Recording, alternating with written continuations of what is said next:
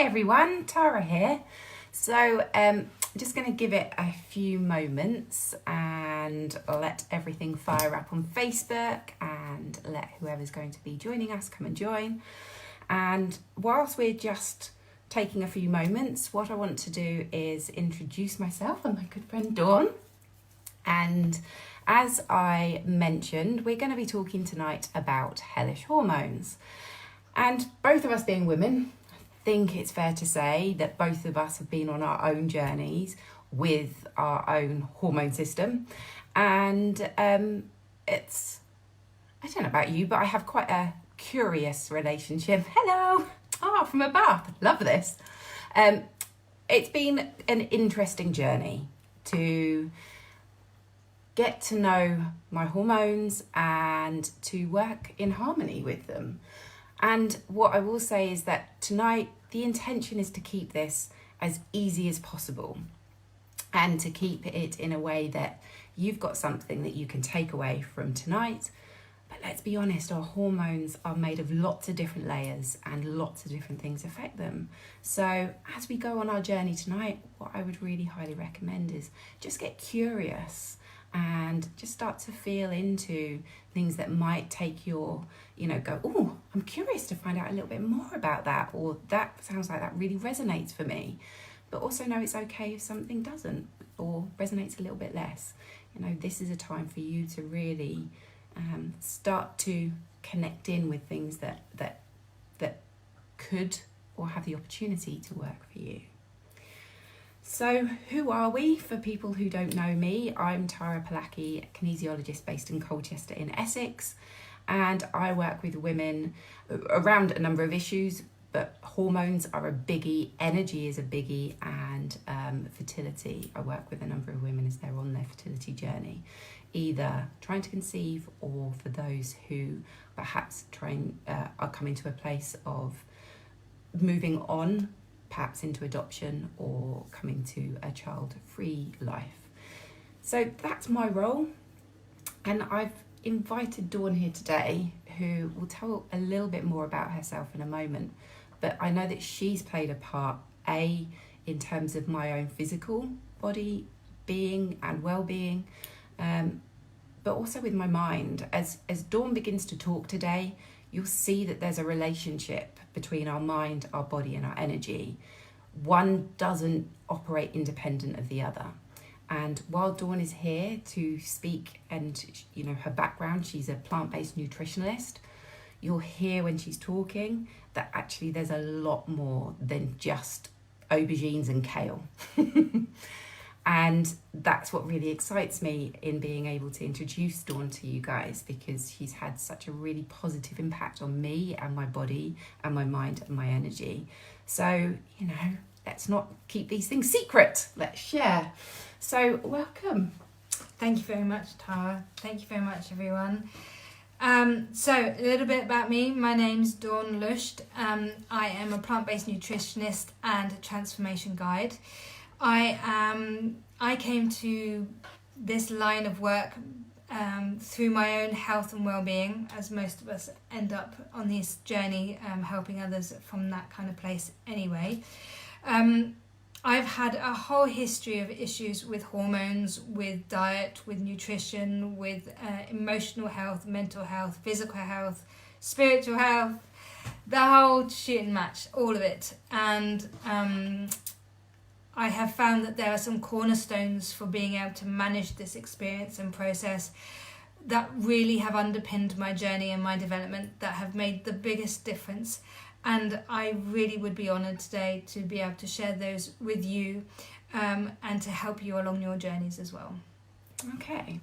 So what got you into this? If there was sort of something that you could say, this defining moment was what changed, because you were originally in HR, weren't you, in the city? So what was the sort of your catalyst of going, I'm going to stop being HR city person and start moving into more therapeutic, more natural remedy? What was the catalyst for you? I'm a highly sensitive person, and I think even whilst I was working in HR, whilst working in HR, I still had so many health issues all the time, and mental health. I had anxiety, I had panic attacks, I had all sorts of things. And I started to change because I felt so wholly uncomfortable within myself all of the time that I knew that something had to change. Yeah. And at the time, this was 2001 when I started really on my journey. There was none of this around, and I was feeling my way in the dark a lot of the time. I had nobody. If I was to talk to anyone around me, they'd look at me like I was crazy, or I was talking a different language. But then fast forward to I had a neonatal death of my daughter when she was 1 day old. And then from that moment, my hormones went up the spout. I had massive amounts of stress. I had really just the most intense experience trying to get pregnant again. I had not IVF, I had fertility drugs. And from that moment, I became, I'd say, pretty obsessed with my own emotional and physical well-being. And it wasn't until my son, and I'm very, very grateful for my son. He was born in 2012. And I looked at him one day and I just thought, I have to create change. Yeah. What I've been doing up until now, whilst it's got me to this point, isn't balanced. Yeah. And that is the biggest catalyst when you know that you have to change and you just have to get on with it. Yeah. So that was, Yeah, thank you for sharing as well, so honestly. And I feel like almost anybody who makes a change in their life, actually there'll be some form of catalyst, some form of saying no more. Whatever's going on right now and I'm experiencing, I'm done. I want something different. And that's a really great starting point. You may not know what it is that you want to do that's different, but just to recognise, I'm done with feeling like this, or actually it's usually feeling, isn't it? It's not usually anything else, it's usually feeling. Mm-hmm. And I just want to feel better than where I do right now. Or different. Yeah. I just don't want to feel like this anymore. Yeah. Definitely. You know, I've worked a lot with people on their transformation journeys, and the one thing, and my own journey, obviously, and I know that people, and myself included, generally don't make any sort of change unless they are squeezed hard enough. Yeah. And I would love that not to be true. I really would love, with all of my heart, not to feel like I've been in some sort of pressure cooker or tube of toothpaste and somebody's just got the bottom and just squeezed the top and everything's come out the other end. But unfortunately, I don't think it works that way. Yeah, absolutely. So with that in mind, that's one of the reasons why we're looking at the hellish side of hormones, because let's be honest, they can squeeze us. They can take us to that point where, excuse my French, but you feel like you're batshit crazy. You know, that can be on a monthly basis. For some women, actually, it's not even a monthly basis, it's an everyday experience. It might show up as things like insomnia and mood swings. It might show up as more categorized things such as PCOS or endometriosis, or infertility, or thyroid problems, or adrenal problems. But actually, an everyday experience, you don't have to have a label to go, this is hell, this is really, really hard, this is horrible. And that pressure cooker that Dawn described, and that squeezing, you know, it can really have a negative impact. And that's why today, inviting Dawn to help provide some options to help give you some relief and provide some calm. Yeah, because you can really feel persecuted, right? Yeah. You can really feel like, oh, I don't understand what I've done wrong, why me, what's going on, and really get into that victim mentality, which, whilst it's really hard not to get out of when you're in it, it's really healthy to notice, well, this isn't serving me right now, but this is also my experience. Yeah. Yeah, definitely. Owning it, owning how you feel. Yeah. So key. Okay, so let's start getting into it. I think I can see all the comments. Hormones are pants. Totally agree, Deela. I mean, they're incredible. They do so many wonderful things, but when they come out of whack, yeah, we notice, we feel it, and that they can be pants. Mm-hmm. So we're looking at keeping it simple over the next sort of 20, 30 minutes. There will be time for questions, and I strongly invite you to ask questions. If as we go along you've got a question, do pop it in the comments. If not, then at the end when we have a selected time, then you will also get the opportunity to ask questions while we're here. And if you're watching this on replay, then do feel free to pop your comments or questions as you're watching, because me and Dawn will be coming back in to have a look at this and answer any queries that you have. Likewise, we'll tell you a bit more at the end as to how you can get in contact with us. But if you have something that feels a little bit more personal and don't feel like you want to put it all over this page, then you're okay to message us. Mm-hmm. Don't suffer in silence with this stuff. That's the really important message. You don't have to continue to suffer, and certainly don't suffer in silence. You're not alone. Absolutely, totally, you're not alone.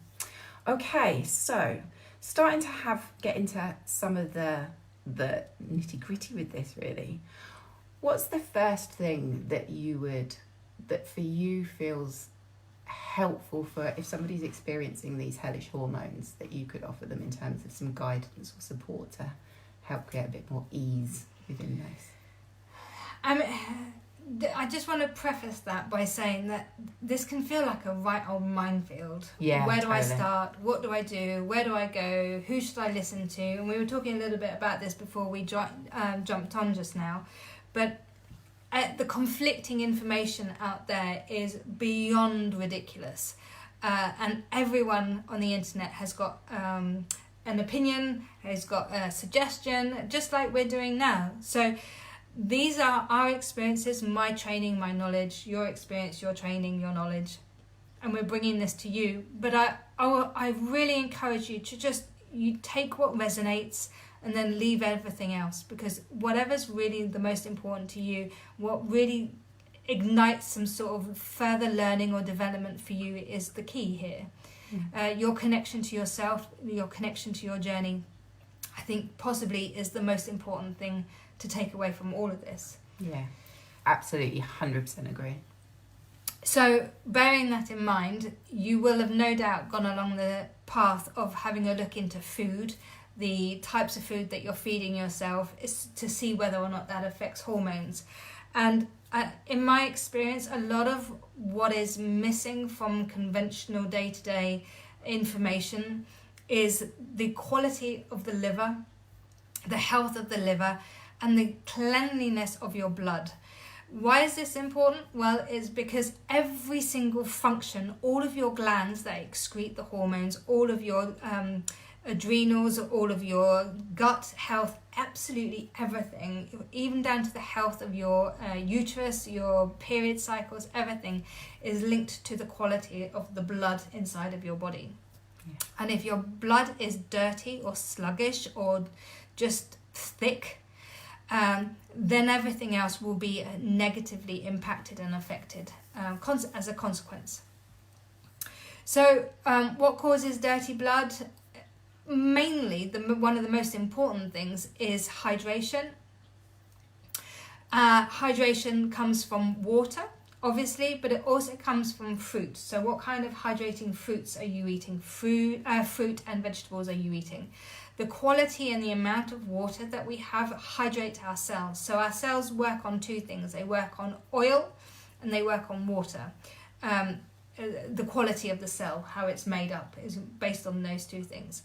And you want to make sure that for your blood to be working, for your cells to be regenerating, that you are actively hydrating your body optimally. And that means reducing the amount of non-hydrating foods that you're consuming equally. So that's processed sugar, that is processed food. So anything that you buy or prepackaged or already made normally isn't going to be in your best interest. Alcohol is a dehydrating substance, and basically all types of oil. coat the liver in this kind of fatty substance which stops it from filtering effectively and properly, and is one of the biggest causes of any kind of weight that you're holding around your middle. Type 2 diabetes, PCOS will be affected by this too, endometriosis as well, because these are all things that feed off of viruses, and the virus cannot be filtered out of the body, out of the blood, if your liver is stagnant and unhealthy too. So the quality of your blood is really fundamentally important. Yeah. And I'm so pleased that Dawn, you should bring up the oil thing. That's been one of my biggest takeaways with my liver.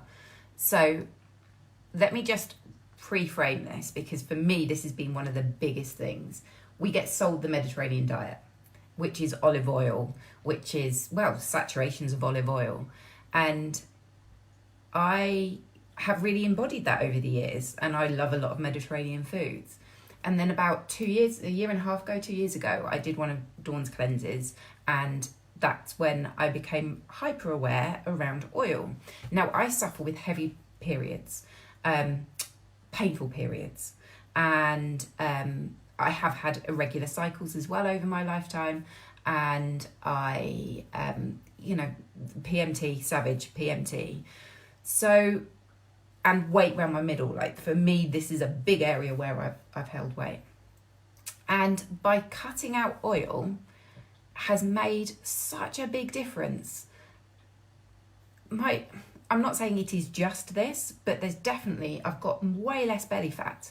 And I don't mean going to low fat options or any of these sort of low calorie. This isn't about calories. This is about oils. So I now dry roast my potatoes, and I never thought that would happen. You know, I'm Irish. This is like, a potato is sacred, and a roast potato even more sacred. Mm-hmm.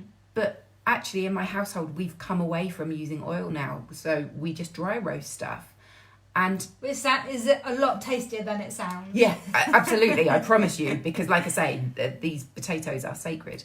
But just little changes like that make a difference to how my body feels. Mm-hmm. And they've made such an impact. You know, I'm not carrying so much weight around my middle. And this is what I mean by starting to get curious, and Dawn's already alluded to it. Go and try some of these things, mm-hmm. because you also don't know how tasty something is until you give it a go. Mm-hmm. But it's small little changes, mm-hmm. that can make really big impacts. I mean, and the oil thing for me also, so if you've got any skin conditions, mm-hmm. psoriasis, acne, cystic acne, which is all very linked to PCOS, type 2 diabetes, things like that, largely linked to this blood not being able to be cleaned out of the body, and so these viral infections sit underneath the dermis, underneath the skin layer, the top layer, and want to come out. These toxins want to come out of the body, but they can't because of the quality of the liver.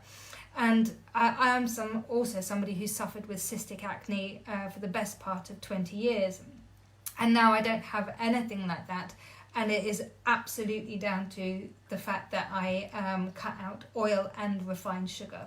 Those two things together. Now, I eat a lot of fruit, like amazing amount of fruit. I eat a lot of vegetables. So it's not like I've cut down on all sugar, because I don't believe that that's correct either. But one of the other things that I've noticed is, especially because we often think that tiredness and fatigue and sleep issues and things like that are to do with hormones, and actually the quality of the liver, yet again, has a massive impact on the quality of your sleep and on the amount of energy that you have, on the brain fog that you don't have anymore, on your lust for life, the joy, the enthusiasm, the way that you show up to the world is so massively linked to the quality and the health of your liver. It's incredible. Yeah, totally agree. And so how would you summarise in terms of then for women to own this first subject, as it were? Mm-hmm. What could somebody do straight away? If a woman was watching this video, what could they do from tonight and go, right, I can do this now and this would be helpful?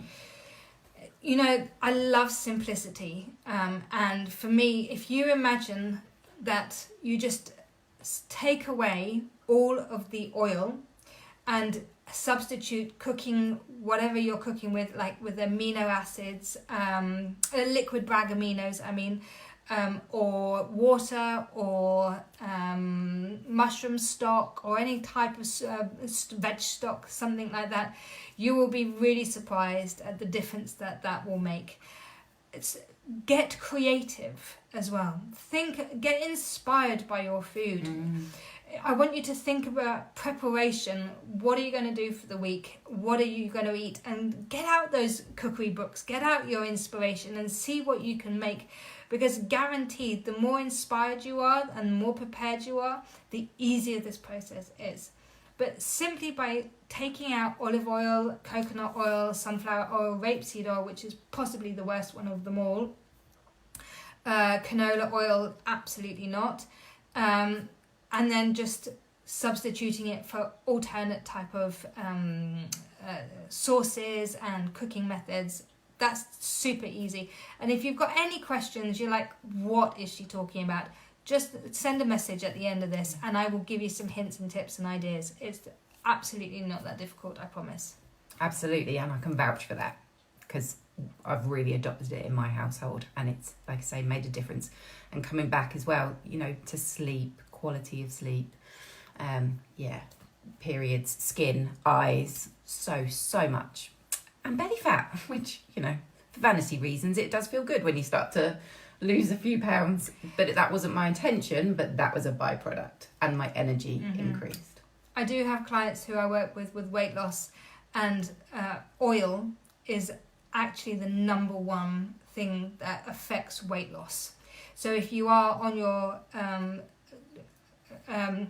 your fertility journey and you're struggling with hormones and you believe that weight loss might be a thing, I really encourage you to look at the dirty blood, the thick blood, so adding in more hydrating foods and really doing the no oil. And you'll be really surprised. I promise you, you'll be very, very surprised. Amazing. Love it. Okay. So what would you say would be the third thing that you feel could be? Second thing. Just jumped. I even had a number 2 in my head. Did you? Yeah. So what would you say was the second thing? The second thing that has a massive effect on hormones is toxic heavy metals, toxins and chemicals. And people that I speak to get very scared and worried and nervous when I start talking about these kind of things because they are literally everywhere. Yeah. But please don't get overwhelmed. There are some very simple and easy things that you can do that really make a significant change into your day-to-day life. But let's just talk about why these are important. For many of us who have had or have hormone imbalances and issues, it is very often linked to some sort of viral infection or overload in the body. And viral infections like Epstein-Barr virus, thyroid issues, anything like that, they are normally linked to some sort of viral overload. And it's probably been there since you were little. You might have even had it passed down from your parents, no blame, right? And it might be something you picked up at nursery. It doesn't really matter. But it's probably something that you've lived with for a very long time. So glandular fever, I believe, is a strong symptom of things like Epstein-Barr virus and glandular things like fever, tonsillitis, ear infections, throat infections, viral meningitis, glandular fever. If you've had any of those types of symptoms, acne, asthma, it's very likely you've got some sort of viral infection going on that's possibly been overlooked. Yeah. And these viral infections really feed off of toxins and adrenaline. So that's like their food. And these toxins, especially if you've got dirty blood, will sit in your organs, in your glands, in your... so basically the glands, the bits that create the hormones, they love to sit in that. They love to sit in the liver, and the liver's trying to get rid of all of the toxins but can't because it's overloaded and sluggish. So I want you to really think about how key it is to take away these chemicals so that the viral infections that's potentially causing other imbalances don't get fed, and help your glands get healthy. So these toxins, the main ones are in your water and your food. So I would really encourage you to invest in a very good quality water filter. Now my water filter, I've been doing this a long time. I really have understood the effects of toxins and chemicals in the water. So I've got a very expensive water filter and that's going to last me the rest of my life. Right. So it's been an investment that I've made because I know that I have to have this. Especially because of my own health and the health of my family. But there are alternative things that you can do. For example, a Brita water filter, whilst it's not the most perfect solution, especially because it's plastic and plastic is yet another chemical that leaches into water, it's not the best, but it's an affordable first step. So I want you to think, yes, first step, this is fine, and I'm actively doing something that contributes towards my health longer term, but I'm going to do what I can with what I've got right now. So that's an okay thing. That's a good thing. That's a proactive step. Mm-hmm. And then after a while, you can work up to an AquaTrue like I've got, or a Berkey water filter, or something that takes out all of the fluoride, the chemicals, the copper, the mercury, the aluminium, all that kind of stuff too. Let alone, we haven't even talked about the hormones that's in the water, like the birth control pill that gets flushed down into the toilet and then recycled, which is a whole other topic. But it's relevant. Yeah. So massively. whatever you can do to really help the quality of your water, that's great. The second thing is your food. And I cannot express to you how important the quality of your food is, because you are literally feeding your cells, your body, your glands, your everything. Anything you want to regenerate and become better or help heal or improve or anything like that will be fed by the quality of the food that you're putting into your body. If you're feeding it loads of pesticides, herbicides, chemicals, things like that, then you're very likely to start to see imbalances that happen within the body. These chemicals, things like glyphosate and aluminium that get sprayed on these crops, have really significant detrimental effects on our hormones, and they need to be avoided if at all possible. So one of the best and easiest ways to start off, which is not scary at all, is something called the Clean 15 and Dirty Dozen. And this is great, and I'll explain what that is in a second, but it's great because it makes food affordable and it's not an elitist way of approaching. So I'm not going to say do everything organic. Now, if your budget allows for organic for everything, go for it. Please do. Whilst organic is still not the most perfect solution either, it's still a hell of a lot better than not doing anything at all. So the Clean 15 though, and the Dirty Dozen is what I live by, is a rule that I live by. And the Clean 15 is 15 of the top foods that you can eat non-organic. And the Dirty Dozen is a list of the most toxic foods that you should never ever eat non-organic. So if you've got budgetary constraints or anything like that you're working with, then focus on the ones that are the Clean 15 and avoid the ones that are Dirty Dozen if you can't afford those organic. So for example, berries are one of the biggest no-nos. Strawberries, raspberries and blueberries are like little toxic time bombs. They are sprayed so heavily because their skin is so thin, and they're easily messed with by bugs and things like that. So we want to buy pretty looking blueberries, we want pretty strawberries, so we want to look after them. So they spray these to an inch of their lives, and them all year round. Even if they don't taste so great, we still want them all year round. So they engineer them to make them look in a certain way. Unfortunately, whilst they look good and often they taste nice, they're really not good for ourselves. Our cells, even. Our cells. Our cells. So those would be my most, I can post a link to the Clean 15 and Dirty Dozen in the comments. I would recommend that you print it out, and if you're like me, you can laminate it, and then put it in your wallet. Take it with you when you're going to do your shop. Even better, use it as a guide when you're doing your prep for the week. so that you know I'm going to focus creating my foods out of the clean 15 and less away from the dirty dozen. Wonderful. And that is just a really easy checklist. And I think that's one of the things that I found really powerful about it. It's either on that list or that list. And I know that from the clean 15, you know, it just makes it accessible when you're hearing all these potentially quite scary messages, stuff that just helps you go, right, this is, cut the BS. I know that I can work with this. Amazing. Yeah, powerful.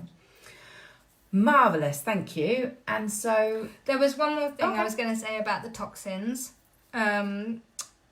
Whatever you're putting on your skin, whatever touches your skin is like one massive sponge, and it goes straight into your bloodstream and then passes around.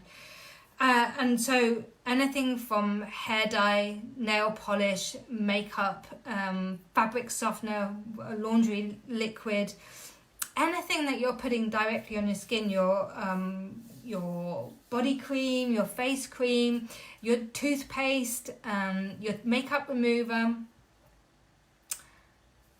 I mean, there's loads of stuff we use, isn't there? So whatever you're using that you put directly onto the skin, you want it to be as clean as possible.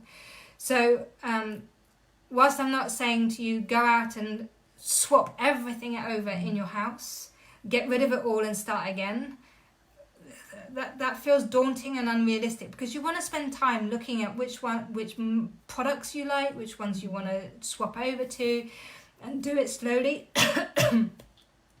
But equally, it's still really important. Sorry. Sorry. You've got some water about. Mm-hmm. And with that, just curious, do you have a brand or two that you could perhaps recommend that is helpful as a starting point for people to look at? Lavera, I really like. And where would you get something like Lavera from? Most of the health shops do them. Amazon do them if you want to buy it on Amazon. In terms of household products and cleaning and body products, I really love doTERRA. Yeah.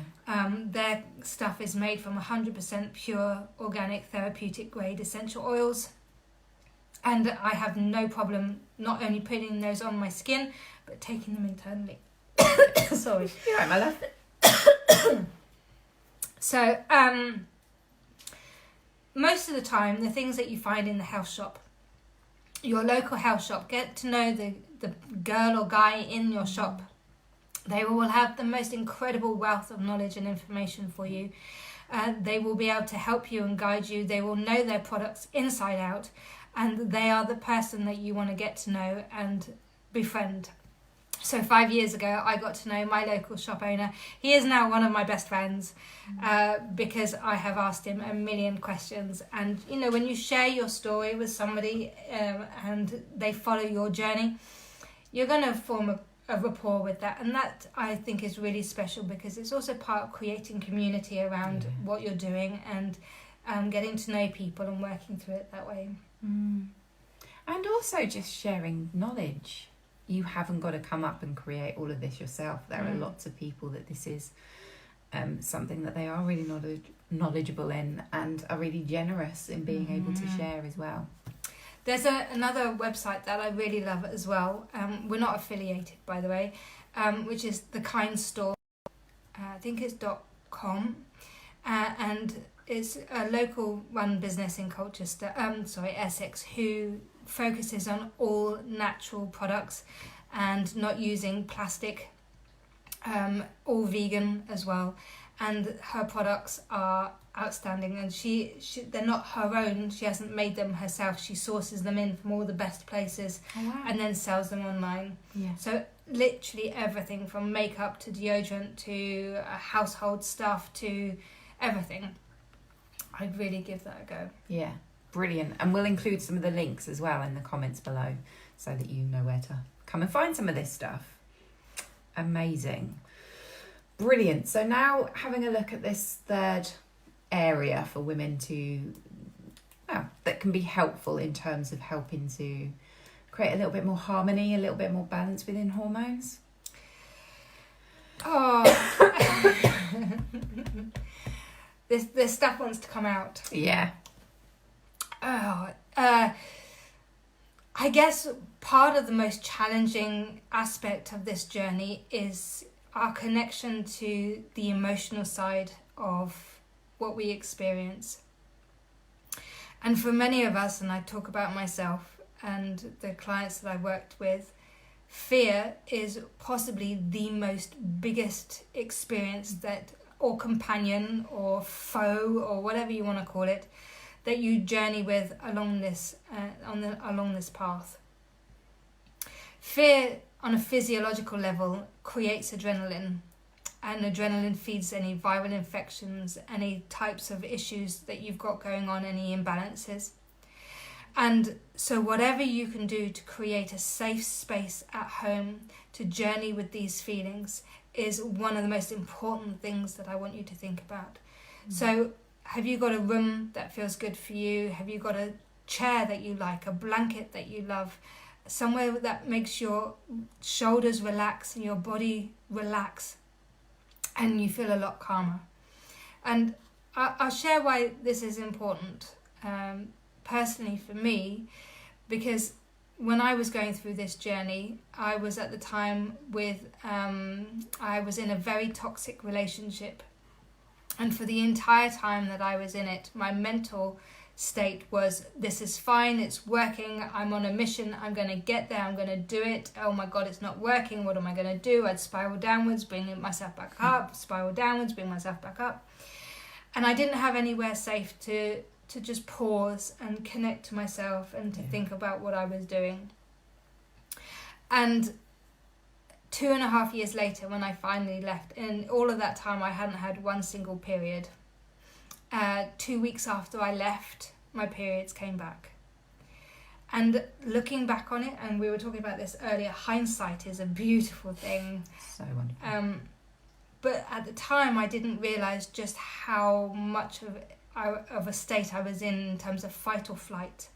And I see this a lot with the clients that I work with. They are at their upper limit nearly every single day. They are dealing with the most amount of fear, the most amount of rejection or hurt or pain or trauma that's coming up for them on this journey. And instead of being able to just pause and calmly work through it, they're at their upper limit the entire time. Yeah. So finding a safe space, finding somewhere that you can calm and feel relaxed and comfortable is possibly the most important thing. And then you can start using some of the wonderful tools that Tara talks about, like journaling, self-exploration, meditation, mindfulness, breathing, yoga, all those kind of things are fundamentally important to creating balanced hormones, I think. Absolutely.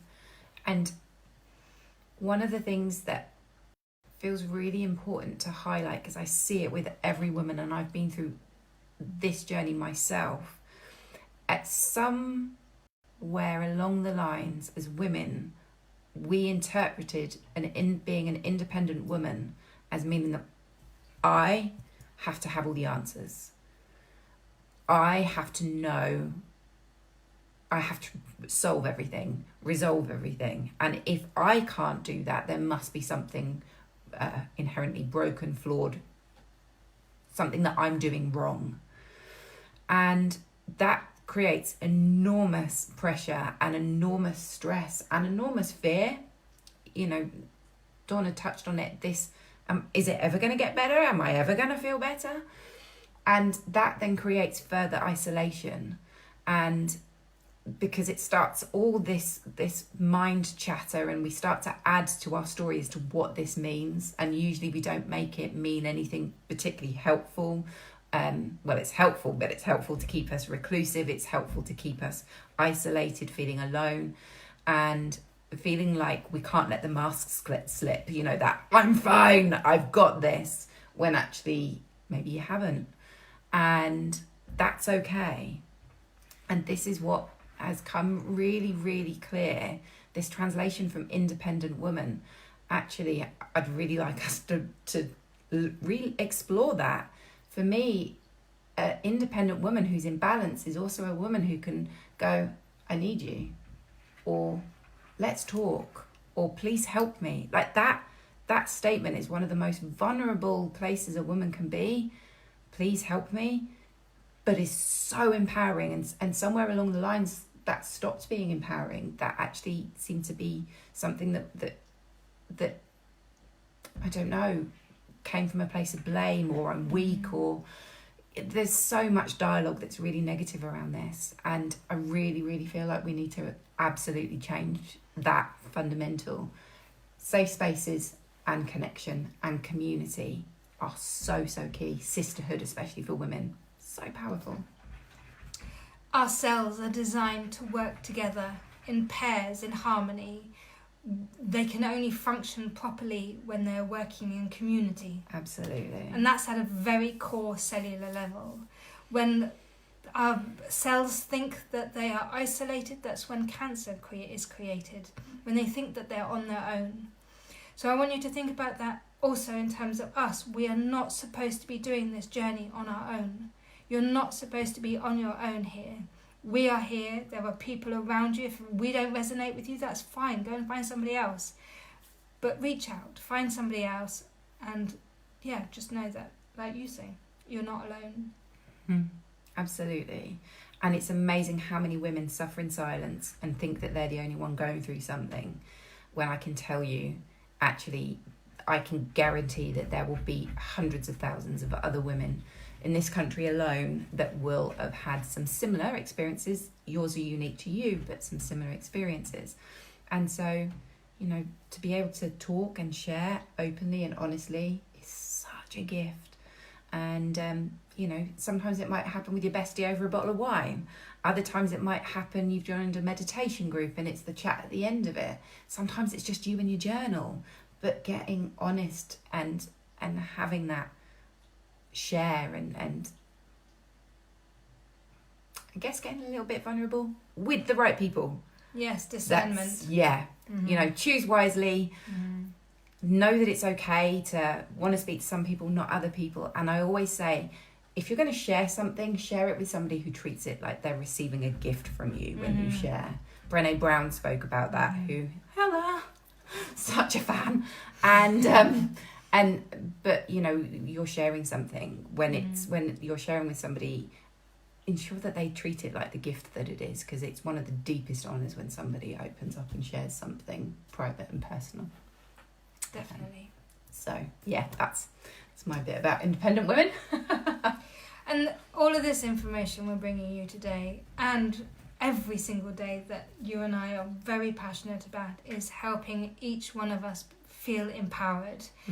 We've spent so long feeling like victims, being told that we're victims, being devalued, told that we're not good enough, unworthy. And it's not true. It's absolutely not true. We are at a time now where we are able to become empowered, take back control of our health, take back control of our bodies, take back control of who we hang out with, what we do, what we think, how we feel. And whilst that might seem like a tall order, it is actually the truth. It is possible. Totally agree. Amazing. Okay. Is there anything else that you feel like you would like to add or offer? Small, consistent changes every day. That's it. Start small. Start where you are. Use what you've got. Do what you can. Just small, consistent changes, and you will be surprised. It might not feel enough at first. It might not feel like you're doing enough, because God, you want to get to that place so fast and so quick. But I assure you that small changes every single day is key. It is the absolute holy grail of all of this. So try not to be so hard on yourself on this process. Absolutely. And perhaps pick one thing that's been spoken today that feels like it's the most achievable, the best next step for you on this journey, and do that. And then when you feel like, actually, because it comes a time when, to start with, it feels very clunky, feels very new, very alien, potentially, and then actually before you know it, it's part of how you work, it's part of how you order your Exactly. food, it's part of how you drink each day. And then once you feel like actually you've integrated that, then you can do the next thing. And it's, again, if you start something and you're going and you feel like this isn't working for me, then perhaps that's not something for you. Exactly. Have a look at something else. And this is your choice, this is your body, this is your mind, this is your energy. And have a play, get curious, Have a play. Definitely. Amazing. So as we're wrapping up now, we will put some links below in the comments, but just curious, we're going to hang around for the next sort of few minutes. If you have any questions, we're about to answer anything. And like I say, if this feels a little bit too exposed or public, then do message either me or Dawn, and we'll be happy to answer any questions that you have. And again, we'll just put our email addresses in the comments below, so you know where to find us. And do feel free to email us any queries or questions you have. In the meantime, feel free to pop any in the comments right now.